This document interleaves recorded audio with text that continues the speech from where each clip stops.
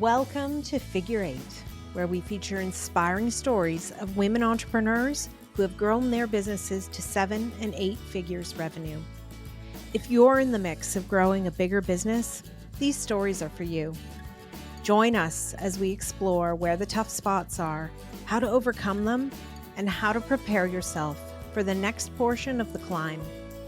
I'm your host, Julie Ellis. I'm an author, entrepreneur, and a growth and leadership coach who co-founded, grew, and exited an 8-figure business. This led me to exploring why some women achieve great things. And that led to my book, Big Gorgeous Goals. Let's explore the systems, processes, and people that help us grow our businesses to new heights. If you're interested in growing your business, this podcast will help. Now, let's get going. Hello, and welcome to this episode of Figure Eight, where we chat with women entrepreneurs. And today I have Gina Schaefer with me. Gina, like many of us, started her business because she saw a need in the market. She moved into a forlorn neighborhood that needed a hardware store, and when she couldn't find one, she decided to build one. When she thought the recovery community needed businesses to believe in them, she became one of those businesses, and she helped overcome equality in business. She's done many super interesting things. She built her business to 13 hardware stores. She has a book called Recovery Hardware, which chronicles her experiences in building a business while learning from non-traditional teachers like folks from the recovery community and returning citizens. She's a strong advocate and a spokesperson for causes directly related to raising wages, anti-monopoly legislation, and small business development. And one of her guiding principles is coming from a treasured quote. I always wondered when someone would do something about that. And then I realized I was somebody. So today, welcome, Gina. I'm excited to talk to you. Thank you. I'm excited to be here. Yeah, it's fantastic. And I'm so interested in your journey as you built this amazing business on sort of small urban footprint stores and in an industry that probably doesn't have a lot of women. No, and those of us that are here were hidden, tended to be hidden when I first joined the co-op. That I had to look very hard to find my cohort. Oh, isn't that interesting? Yeah, And yeah, they ones who were there had their heads down and they were working hard and they knew they building were really the great businesses. right, right. Yeah, And you were able to build a really great business from that one hardware store in your neighborhood to 13. yeah. We have. I've had two that failed, so I always feel like I need to give some credence to that, only because I feel like when I talk about the successes in the journey, um, it often sounds like it's too positive in my head. Like there's no way things were that good. I very conveniently overlook the negative things or forget some of the struggles that I had. But we did unfortunately have two stores that didn't work. So technically, there have been 15 over the last 20 years. Yeah, and I think those are the things we often learn the most from, the ones Yeah. that don't work.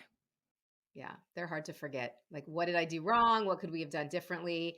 Just one more day. I mean, we ran both of them for 10 years. And so it's not that we didn't try, but we couldn't get out of the leases that we were in. And so we did not give up until the very last day we could finish those leases. And so we tried everything. Yeah, that's a Yeah, hard part about retail too, right? Is you are in for the long game even when you have no idea yes, whether things will work out. correct. Yeah. Yeah. So tell me about how I mean, obviously you saw a need in your neighborhood. How did you go from that to actually opening a hardware store?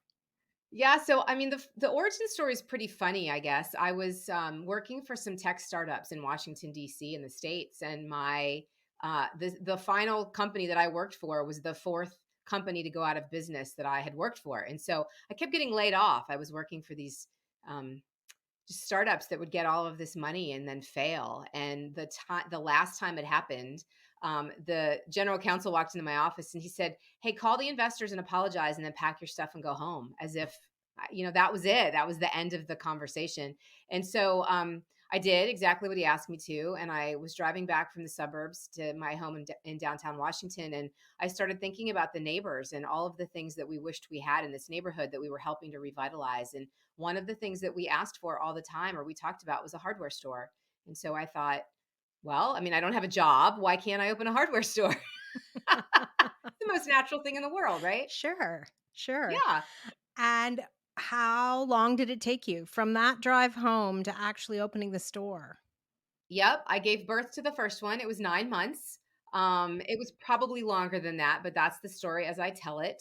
About 9 months, I guess. I had to do a lot of work. So ACE, I'm a member of the ACE Hardware Cooperative. A lot of people don't know that ACE is a cooperative, and the programs for new investors now are so much better and different and more robust than when I first started. And so there was a lot of work, physical labor that I had to do because there wasn't those like wraparound support services there are now, and I was also opening in a building that was just really kind of derelict. And so it might take as long now because there's a lot of perfectionists that open businesses. I like to be fast, and at the time, that was about as fast as we could do it.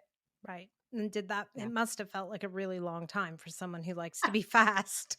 I mean, it felt like years. We One funny example of that time frame is because the building was old and needed a lot of renovation, it needed all electrical and heating updated. And in the middle of winter, so we opened in March of 2003. And that winter prior, I got tired of waiting for the contractors to finish. And I asked Ace to just ship the products and send me a visual merchandiser. And I remember working in literally in the dark with two women. We would wear gloves with the fingers cut off and coats because there was no heat and we had to merchandise the products. And we would all go home at 4 when the sun went down because there was very little natural light in the space. And so that was an example. I don't really think of myself as an impatient person, but I was tired of waiting for the people who were supposed to be helping me get this business open to get their stuff done. Mhm. So yeah, And you get in that place where all you're doing is writing checks and spending money. And, that's until those exactly what we were doors doing. open, nothing's coming in. Yeah, I've told a lot of entrepreneurs that since we can wait until everything's perfect, but nothing is ever perfect. And so the second we can start putting money in the cash register, and when I say we now, there's two components. My husband joined me about 3 months after I opened that first business. He came home from work one day, said, "You're having way too much fun. Can I join you?" And so he's been my business partner ever since. And we might get to this later, but we're now selling the business to the team through what's called an employee stock ownership program. And so we now is really my teammates are part owners. But we've said since then, every time we've opened a new location, the second we can start putting money in that cash register, we are opening the doors, whether we're ready or not. Now we need permitting and inspections passed, and heating and lighting helps at this point. But if it doesn't look perfect, it doesn't matter. People want to buy the things they need in their neighborhoods, and they're walking in the door when we're setting up anyway. So Yep. And so you had said to me at one point, so your average store size is like 8,000 square feet, which is really yes, small. And so, yeah. how do you merchandise that store and how many products do you sell compared to, those of us who live in the suburbs think about those big suburban, hardware stores? Yeah, so we have about 25 and 30,000 items, which is actually a lot. So the big suburban stores sell, I mean, I don't know their SKU count, but they sell things they can sell in mass quantities. And so often they have fewer products because they might, I'll just, a, a toilet seat, I'll use that as an example. They might have one option, and they have 1,000. I'll have five options and I'll have it in a much smaller footprint because of our space. And so the merchandising is very different. We, depending on the jurisdiction that we're in, there's a width requirement for the aisles, so wheelchairs and people can comfortably pass through. And so we maximize whatever that is. That's where we go, which is also smaller than you would see in a suburban store, or tighter visually and spatially for the customer. And so we go as high up as we can, 8 feet in most cases, with storage above it if the ceilings are high. The aisles are as narrow as legally allowed. And we pack things in. And a couple of my stores have garden centers, we call them, but it's a couple thousand square feet outside. Most of my stores sell live goods and plants, mulch, bagged goods on the sidewalk. And so we maximize any kind of space, even outside of the store, that we're allowed to give us more square footage. That's so interesting. And I would Yeah. think too, depending on neighborhood, you could have some. more specialized items that, if it's a really old neighborhood and old houses need different things, or like that sort of assortment tailoring that can happen. Yeah, we've done that. My second location opened in 2005, and the first location was actually in an up and coming neighborhood where there were not a lot of children, and the second one was in a more established neighborhood where there were. And so it was a really good lesson for us early on to cater to the demands and needs of the neighborhood. That neighborhood didn't have anything like, for example, we started selling garden supplies that were built for children. Because there were a lot of yards, but there was nowhere for moms or dads to buy those kinds of things. And so that's just a minor example of how we figured out how to tweak the product assortment. Um, some of the planters that we carry, the grill sizes that we carry, all of those things depend on what the neighborhood wants and needs. We started renting tools because several of our neighborhoods are have a lot of small condos. People don't want to buy the tools; they don't have a place to store them, or they might only need them once. So why would you buy a drill if you're only going to use it to hang a picture every now and then? And so we would rent them so people didn't feel obligated to buy one, or they were buying them, using them, and returning them. Right. Which you didn't And want. that's also really frustrating. Yeah. Yeah. Yeah. Yeah. Because that's just hard for you to then Yeah. deal with. Exactly. That's a great way of also, I think, weaving yourself into the fabric of a neighborhood, Yes. becoming a part of it, becoming that go to place for knowledge, information, all kinds of things. Exactly. Yeah. We tried I mean, we were kind of charting new territory. The co-op didn't have a lot of stores that were urban, and so we didn't have a lot of role models. The few that we did have were tremendously helpful across the country, but we there was a lot that we were learning on the fly as we were growing, especially because once we opened that second store, we opened one store every year for 10 years. And so we were experiencing some pretty rapid growth at the same time trying to still figure out what all 25,000 items that we carried actually does. Right. Yeah. Yeah, Yes, the optimizing at the same time as the growing and the scaling. correct. And yes, now you must have gotten pretty good though in terms of a process for opening stores, what it took, the efficiencies that you can find when you've done it over and over again.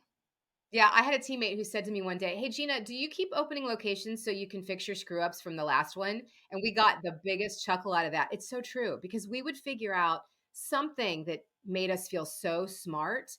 And then the next time we'd open a store, we would get that thing right. And we would inevitably either forget, overlook, screw up some other component. Um, or there would be some new something. Like I guess my first 2 stores didn't have any parking, and the 3rd one had a public lot. And so even just some of the logistics with that were things that we hadn't experienced before. So, we learned along the way, but we still screwed up along the way. I think it's the sign of any good project is that it never goes Yes, exactly, and then you learn and then you exactly. try again, and sometimes you make those mistakes over and over, and then Yeah. you wonder Well, and how you why. roll with them. Yeah, how you roll with them makes a huge difference. The, the psychological toll or emotional toll that those kinds of errors can make, or just the constant trying to figure things out. If you can do it with the right attitude, you can continue to do it. And that's exactly what we were doing. And how did it change for you as you opened more stores with a bigger sort of infrastructure? It's a little, the ship is bigger, everything's, can feel more cumbersome and more people need to be in the know and some of the things that happen as you get bigger and bigger. How did you tackle that and what was it like? I had a fantastic mentor who said to me one day, the bigger you get it, the easier it doesn't get. And I think maybe that's a misconception among a lot of people that the bigger I get, the more help I'll have or the more money I'll have. Um, we put a bunch of things in place at the beginning that we were very smart about. One of them was just solidifying what our core values were. And the reason that I pick on that one was because a lot of people said going from 1 to 2 locations was going to be super hard. And I realized, hardware retail is very generational, very mom and pop. At the time, the majority of the owners in the co op had one location. And so when I started hearing that repeatedly, I was thinking, the struggle that folks are having is they can't be in 2 places at once. And they're trying to warn me about that. And that first location for me was so incredibly hard to open because I didn't know anything.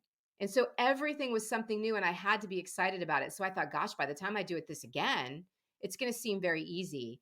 Um, but I knew when we went to that second location that I wasn't going to be able to manage both of them. And so we created really just our value system and we documented them. We worked on it with the team. And then we promoted somebody within to manage the current store and within to manage the next store. And that just set us on this path of continuously paying it forward, if you will, as we opened, including when we went to Baltimore, Maryland, which is an hour away, taking someone from DC who wanted to move to Baltimore, who already understood our core values and how we wanted to operate. And he moved to Baltimore and opened our stores there for us. And so that charted this path that I think really um, made it easier. I mean, people think that I'm exaggerating or I'm making it sound too easy, but that was a huge help for us.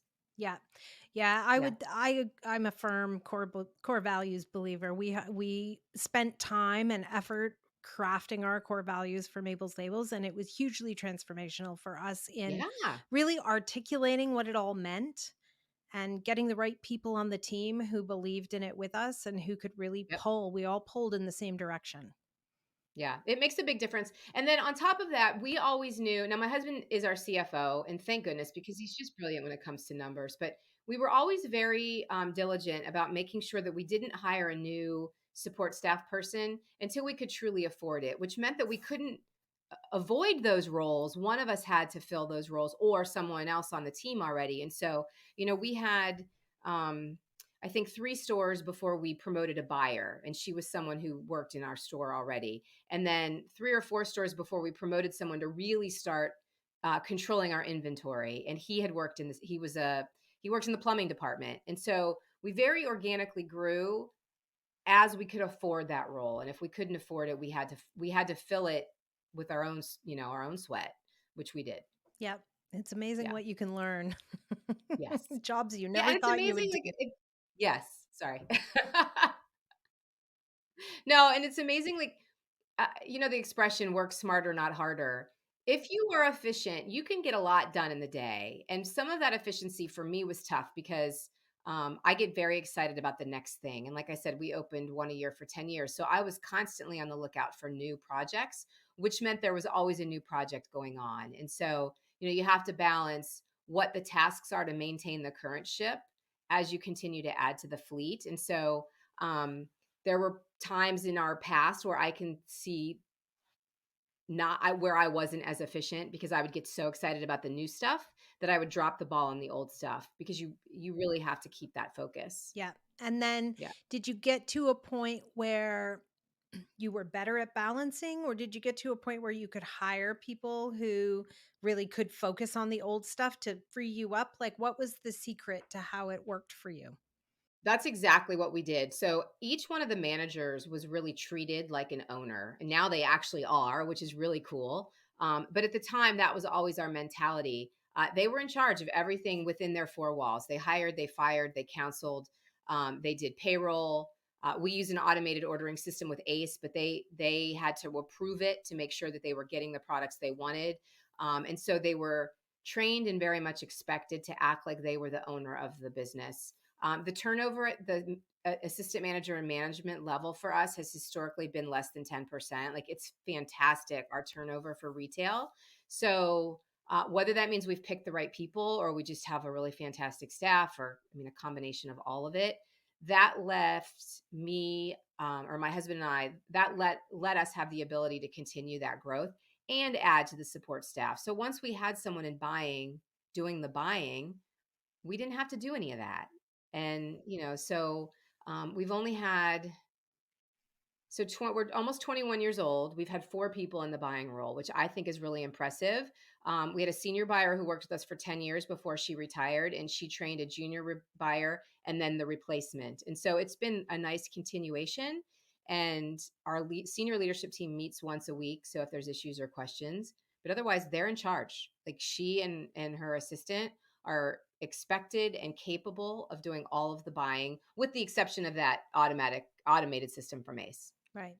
And So some how of it's empowerment. and how do you think as a leader you built that sort of culture of accountability and empowerment within your team?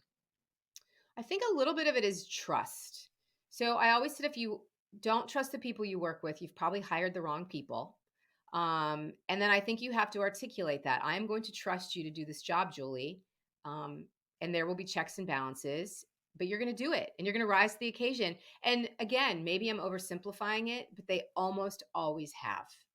I can think of one time on the senior leadership team in 21 years where we completely fell flat in that whole concept for us, and we had truly hired the wrong person. And I think she worked with us for maybe 3 months. She was in HR, and it was almost immediate that we had made the wrong choice. So you have checks and balances. You make sure you hire the right people. In some cases, they have grown up in the business. Like our junior buyer started in, well, several of our back office staff, maybe all of them now, started working on the sales floor. So they understand what it's like to be a sales associate and provide customer service. And they know where and how the products go and look and what customers are asking for. And so that's a big part of it too. Yeah, it is. Yeah, when you don't want the disconnect between the customer facing and the admin background, you need that synchronicity for everything to work properly. Exactly. Yep. Yeah. Yeah. So now you trained them to be owners and now they're becoming owners. Yeah. And I think that's so interesting as an exit strategy or retirement strategy. What can you tell me? How did you decide to do the ESOP and what's that been like? So we decided Mark and I started talking about it probably very seriously in late 2020, early 21. People had asked me for years what my exit strategy was, and we hadn't really thought about it. I mean, I think we're still young. And so I'm like, well, I'm not going to retire. I mean, people started asking me when I was 35 what my exit strategy was. And again, it's very multi generational. I don't have children. So bringing in the next generation was not going to be an option for us. And then in the 2020, 2021, a bunch of protests started happening in Washington, D.C. The political climate was strife, the COVID was causing havoc. And a lot of those protests marched down the street in front of our main office. And we felt it very acutely. It had to do with income inequality, racial inequality, big business getting bigger and uglier, and all of those things that we heard about in the news. And one night at dinner, we were talking about what we could do to be part of the solution. And we had read about an ESOP, but we didn't know anything about it. And I said, why don't we figure out if this is something we can do? And so we started doing some research. We met with a few attorneys, a few advisors. I found another ACE owner who had formed an ESOP out west. I called him and just pestered the heck out of him. He was amazingly helpful. And that's when we decided that this was going to be the path for us. And it took us about 2 years from the time we started talking about it to the time we made the first sale to the company. Yep. Yeah. And so tell me at a high level a little bit about how it works. So you create a trust and you sell the business to the trust, and the trust basically holds the shares on behalf of the employees. And so that's the very simple explanation. It works like a qualified retirement fund, so kind of like a 401k. The employees don't put any money in, the business buys it on their behalf. So that's a very interesting component. A lot of people don't know that. They say things like, well, how can your cashier afford to be an owner? Which is a little narrow minded, but regardless, we say it doesn't matter. He or she doesn't have to actually put any money in. So once you have worked with us for 1 year and 1,000 hours, you are automatically part of the ownership share. And then the business is valued once a year. So unlike the stock market where the cost of a share could fluctuate daily, in an ESOP, you only get a valuation once a year. So you get one shot for it to be up and one shot for it to be down. And then it stays that value for another 365 days. Interesting. And Yeah. if somebody leaves the company, what happens to their share? We have to buy it from them. So it vests, you vest 20% for 5 years until you're fully vested. And so if you are terminated or you retire or quit, we have to pay you for whatever amount you have already vested. Um, and we have the terms of the plan are that we have 5 years to pay you out so that there's not, some Massive catastrophic drain or yeah. Yep. requirement, yeah, on Yep. the company.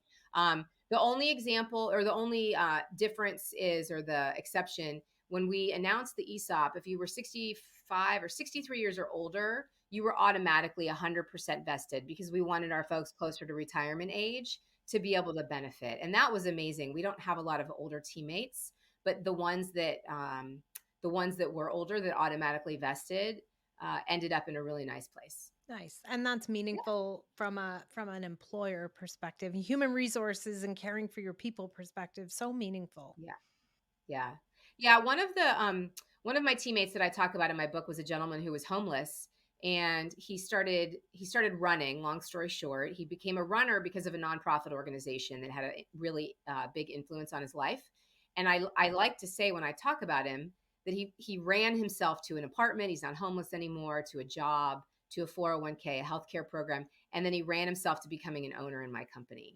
And the reason it's really meaningful is that he ended up having a stroke a couple years later, and he had to finally quit working, but he was 100% vested in the ESOP because he was there when we made the announcement. And so he never would have had that money if we hadn't formed the ESOP, um, and then made that a particular requirement. So I love being able to think it's not life changing money in the sense that, it won't carry him for the rest of his life by any means, but he wouldn't have had it in that instance in his life when he truly needed it and when he had to quit if we didn't form the ESOP. So Yeah. And now he's just one example of the kinds of people that you've hired who might not be thought of often, whose resume might not look that good or, can't perform the way they're expected to in a job interview or those, people are afraid of hiring people who are different, I think. yeah, Yeah. And yeah. what So made you lean into it?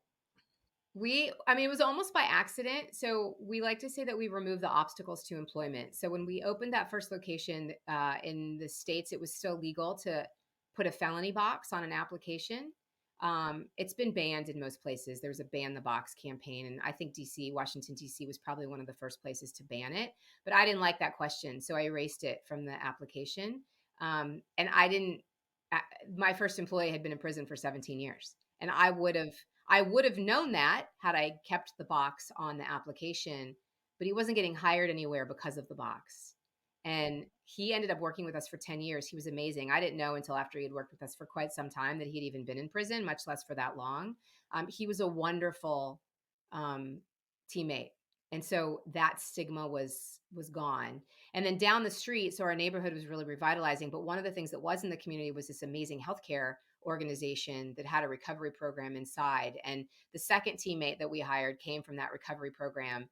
And he was honest about it. He was upfront because he was afraid that we would hold it against him somehow, or if we found out there would be repercussions, which there would not have been. But he didn't know that. And he said, I'm 6 weeks clean. I used to use crystal meth. Will you give me a job? And the story is funny. He and I, in fact, I was with him yesterday. We still joke about it because I didn't know what that meant at the time. Like it didn't occur to me that 6 weeks is nothing in the life cycle of, getting your life back on track from a substance use disorder. But he was amazing. And so he came and worked with us. And then he brought somebody else and somebody else and somebody else. And before we knew it, we were hiring all these folks from the recovery clinic based on referrals, not because they were from there, but they were being referred anyway through that network. And so it was very organic. And then it just spread after that. And how did that, like, if I look at sort of now the book you wrote, the causes that you believe in and support and, serve on the boards of, all kind of come out of some of that beginning of the people that you hired. And how did Yeah. it sort of like a seed you planted? How did it grow and become such a part of your life? I think I'd like to think everyone can do this, but if I look back on the last 21 years, I can almost see moments of empathy that hit me over the head when I had, like, when an understanding really solidified and cemented itself in my heart. You can't unsee it or unfeel it. So the minute that I realized, since we talked about him, the minute that I realized I was working with someone who had been in prison for 17 years, my mind immediately shifted about what that meant to know somebody like that, to be able to ask questions about someone who had that experience in his or her life. And we started to build this very transparent workplace.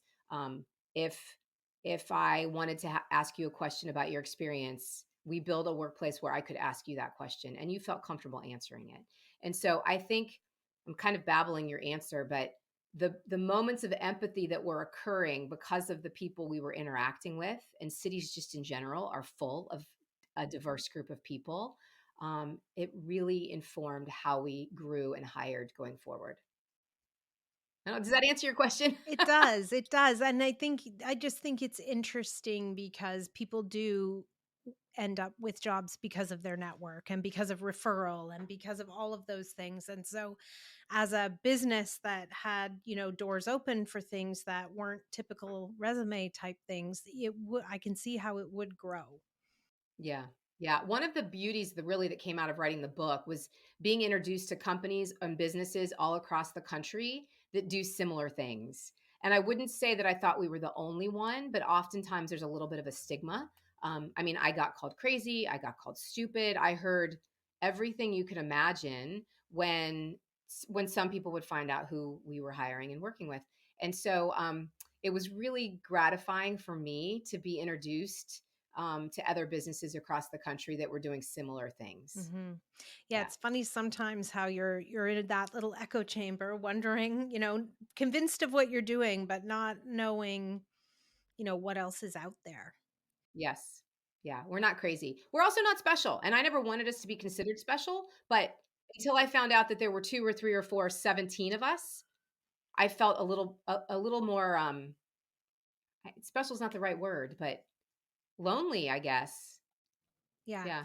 Well, and it is something to be talked about, I think. And the story, I mean, your book is behind you, so you are, which is amazing. But it is that sort of thing that, like, people are just uncomfortable. And, Yeah. it isn't that they might not take a chance and, do things, but they don't, they feel uncomfortable and so they do nothing. I think that's They do often the nothing. case when we're uncomfortable. My first teammate that stole from us, which is typically what everyone assumes when I talk to them about hiring up. My favorite manager was a former drug dealer. What this is when I really got called crazy names. Um, the very first employee that stole from us was a 24-year-old college graduate with parents who owned a business in the Midwest. He had never been in prison. As far as I know, he had never had a substance abuse issue in his past. He had a college education. He was articulate. He had every amount of privilege that you could imagine, and he stole thousands of dollars from us. So when someone would say something like, how could you hire somebody who sold drugs, or how could you hire somebody who had been in prison, I told them about that kid. I'm like, you never know. And if you are going to immediately judge one group, that means you immediately have to judge everybody, because you just never know. Yeah. Yeah. Yeah. And what a difference it can make. Like, now you've got long-term employees who own your business, who Yeah. are have blossomed and found their feet, and that is a huge difference in somebody's life. Well, and you think about just as women, if you can see it, you can be it is a great expression. And to see women in the hardware industry made me believe that I could be a success in the hardware industry. To have a teammate who can say, I've been clean from a drug addiction for 20 years means the new people on our team can see him or her and know that can be them. And that makes all the difference in their recovery, in their health, in their success. Um, we've had folks who were frankly professionals somewhere else who hit rock bottom because of their substance use. And those places might not have wanted them back. And they have to start somewhere because people need a job, people need to pay their bills. And so if they had to start in a retail business, at the very beginning all over again, they could and they did.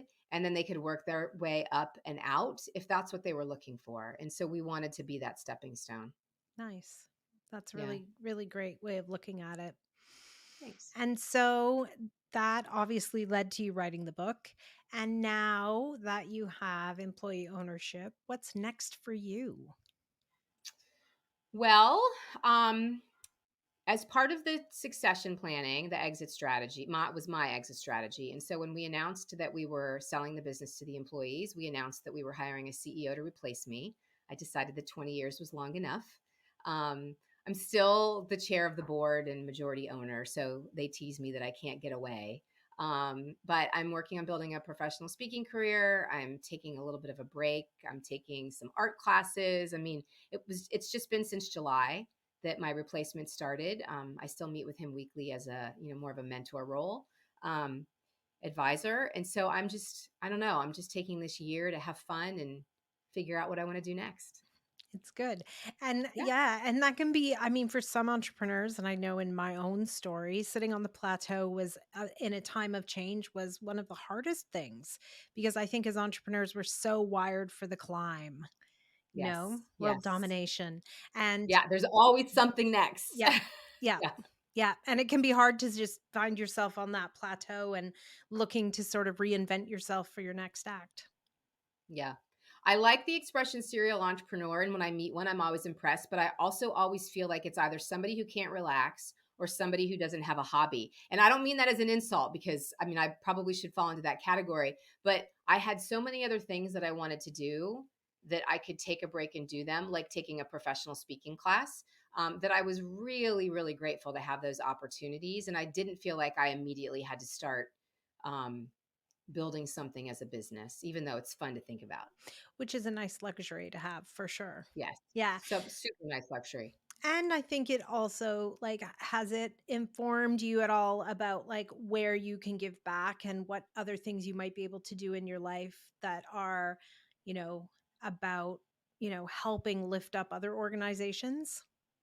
Yeah, so as a business, we had a ton of philanthropic efforts, and my husband and I did too. But now I get to think about them even more strategically. Like last night, I was invited to a meeting with a very interesting and diverse group of people who want to do impact investing in the DC region. And so, what that might mean is actually investing in startup companies.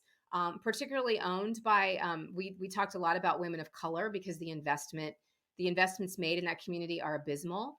And then we also talked about grant making. So, nonprofit organizations who want to build revenue streams to fuel the really amazing stuff they do in specific communities. So now I can think about stuff like that. And I think what would happen is even beyond, being able to put some money into the program, I have the ability to hopefully lend some wisdom or some experience to a young entrepreneur. And I would find that so much more gratifying right now than starting another business, that I hope I can do more of that. And then on the national level, you mentioned it at the top of the podcast. I lend my voice as a spokesperson to a couple of causes, and I'll hopefully be able to do more of that too. That's great. Yeah. That's great. Yeah. But it is always interesting, I think, how the circles in our lives. So here you are back to the startup community that, you know, getting turfed out of your fourth role was what sent you Yeah. into entrepreneurship to begin with. It's And all a big circle. well, and Yeah. hopefully though, having somebody with the wisdom that you've now gained, you can help other entrepreneurs not end up out of business, right? Maybe. Yeah. It would Yeah. be nice. And I think, Hmm. when I look back, there's so many more questions I should have asked. And I did ask a lot of questions, but a lot of them were geared towards our vendors. Like, what does this widget do? How do I fix this? I just didn't have time to really stop and think about what should I be doing for HR? What should I be doing for finance? Um, and so now that I know just enough of those things to make me dangerous, I'd like to maybe help some folks not make the mistakes or have to wait as long as I did to figure out what they all mean or can do to improve the business. Well, yeah, I know. I feel that way too. Like not in charge of anything, but I know a lot about many Yes. things, Yes. and so it's figuring out, right? But it does Yeah. sound like you'd make a perfect wing woman for somebody who needs help on a broad scale as they grow a business. I hope so. Thank you for thinking that. I definitely hope so. Good. Well, thank you so much for taking the time to talk with me today. All of your links for your book and for you will end up in the show notes. And I thank you so much for this really, really interesting conversation. I appreciate it. Thank you. Thanks. I hope you enjoyed today's episode. Please remember to hit subscribe on your favorite podcast platform so you won't miss any episodes. Figure 8 isn't just a podcast. It's a way of seeing the big, gorgeous goals of women entrepreneurs coming to life. If you're interested in learning more, you can find my book, Big Gorgeous Goals, on Amazon anywhere you might live. For more about my growth and leadership training programs, visit www.julieellis.ca to see how we might work together. Read my blog or sign up to get your free diagnostic Are you ready for growth? Once again, that's www.julieellis.ca. When we work together, we all win. See you again soon for another episode of Figure 8.